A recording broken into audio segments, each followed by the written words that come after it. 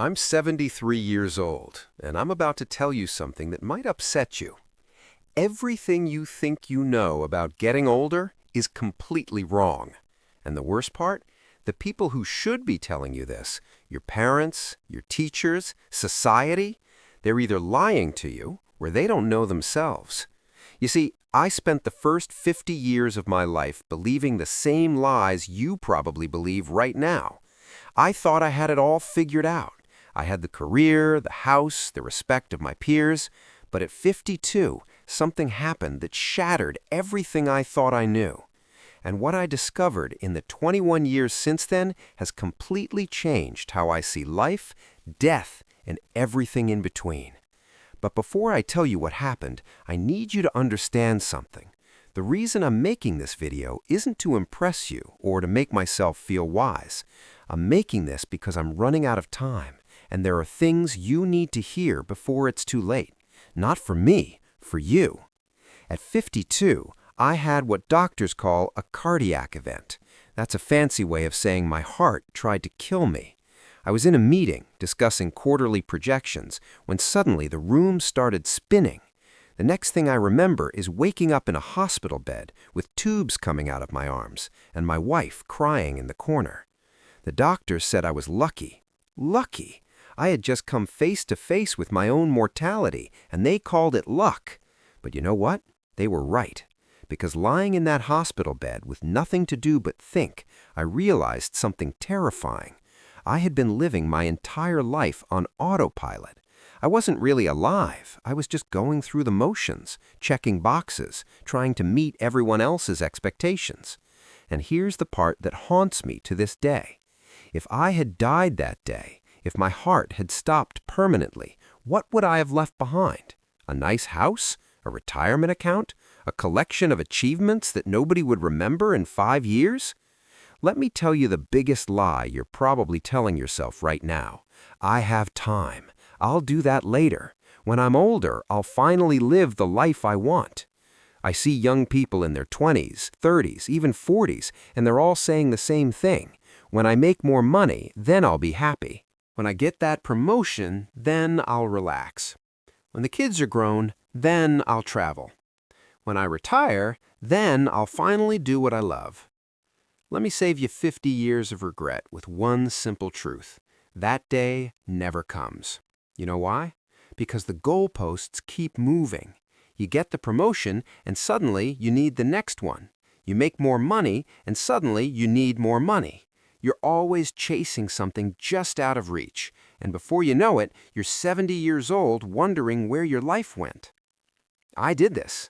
I spent 30 years climbing a ladder, only to realize when I got to the top that it was leaning against the wrong wall.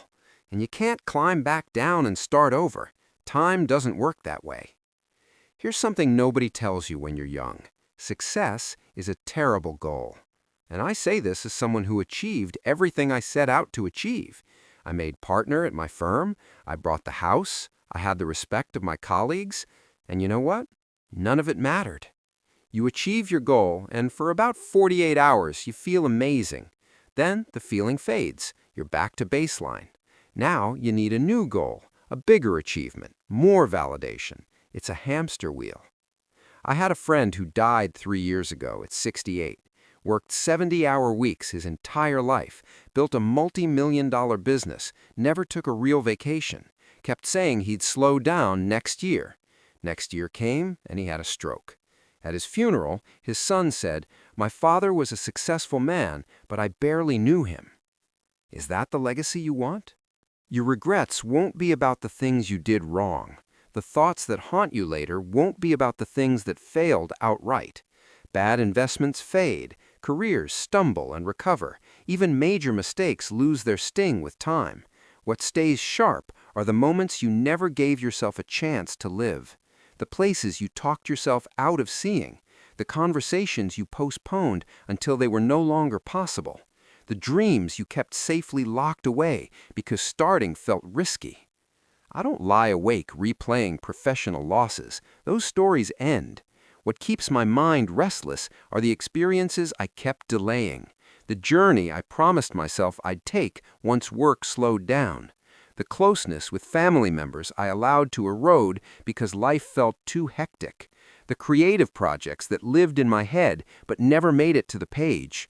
The evenings I chose overtime instead of being present for my children. Those are the regrets that linger, because they don't come with a redo button.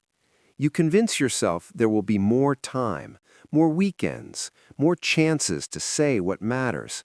But time doesn't work that way. It feels endless right up until the moment it isn't. I learned that lesson the hard way. My father passed away suddenly when I was in my mid-40s. Our relationship was layered and imperfect, and I kept telling myself we'd sort it out later. Later never arrived. One moment he was here, the next he was gone, and all that remained were unanswered calls and conversations that never happened. What hurt most wasn't some dramatic argument. It was the small, ordinary things I skipped. The Sundays I didn't pick up the phone, the dinners I declined because I felt worn out, the casual visits I postponed for a quieter week that never came. Those small choices added up, and once he was gone, I understood how permanent not now can be. A health scare forced me to re-examine everything. It stripped away the illusion that I was immune to time. I started pulling back from commitments that didn't align with what I valued. I began turning down obligations that drained me and finally saying yes to things I had postponed for decades. The years that followed taught me more about living than all the years before them combined. What truly matters isn't complicated, even though we pretend it is. Being with people who matter to you. Doing work that feels meaningful to you, not impressive to others. Choosing experiences over possessions. Creating memories instead of collecting stuff. Showing up fully instead of rushing through moments while thinking about the next task. When you're younger, advice like this can sound naive. Bills exist. Responsibilities are real. No one is suggesting you abandon your life. The point is not to trade what truly matters for things that won't matter later. Ask yourself a hard question and answer it honestly. If everything ended tomorrow, would you feel at peace with how you spent your time? Not whether others would applaud your achievements, but whether you personally would feel content. If the answer makes you uncomfortable, pay attention to that feeling. What are you doing that's so urgent it's worth wagering your one life on it? Every day moves you closer to the end, whether you acknowledge it or not. Youth creates the illusion of invincibility, a sense that time stretches infinitely forward. It doesn't. None of us have forever. I watch younger generations rushing, anxious, chasing milestones they believe will finally bring satisfaction. I recognize the pattern because I lived it.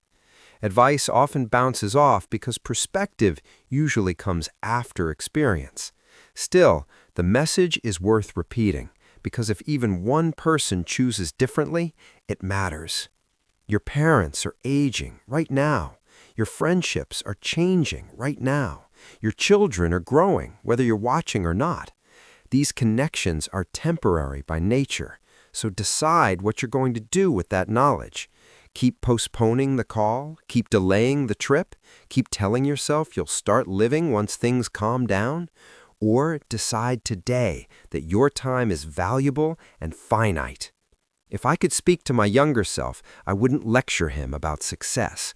I'd tell him to stop trying to impress people who won't remember him, to protect his health instead of trading it for titles, to stop delaying happiness for some imaginary future, to call home more often, to travel before responsibilities multiply, to say yes to curiosity and no to exhaustion disguised as obligation, to begin immediately without waiting for conditions to be perfect. There is no perfect moment. Life stays messy. There will always be reasons to wait.